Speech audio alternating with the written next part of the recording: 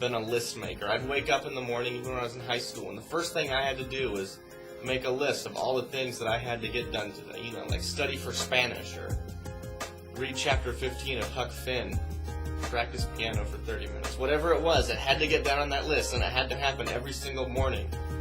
Go for a run, go to work, do math homework. All that stuff had to end up on my list. And it took me a long time to figure out why I did that. But now I think I know. It wasn't because I thought I was going to forget something. It was because it just felt so good to cross something off of that list.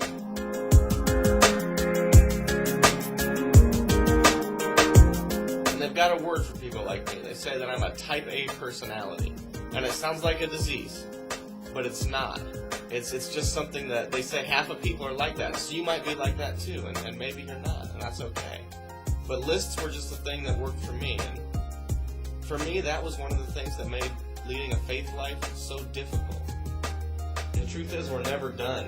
We can't just write pray to God on a list and pray and say, okay, I'm done praying. We can't write live for Jesus on a list and say, okay, I'm done living for Jesus today. I got to move on. It's an ongoing, every day, every moment kind of thing. And so we hear about this thing called worship. And we have these times for our worship services. And sometimes it seems like, if there's a time that worship happens, then maybe there's a time that worship doesn't happen. If we set aside a time that's special for worship, is other time not special for worship? I don't think that's how it works. I think that every moment that we have is a chance to worship God. Every opportunity, every interaction that we have is a chance to worship God.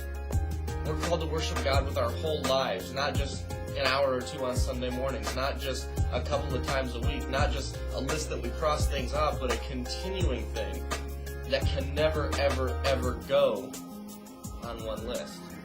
We've got 100 reasons to worship God. It would be a huge list to write down. He's given us food, He's given us shelter, He's given us friends and family, and he died for us on the cross. He hears our prayers. He intercedes in our lives.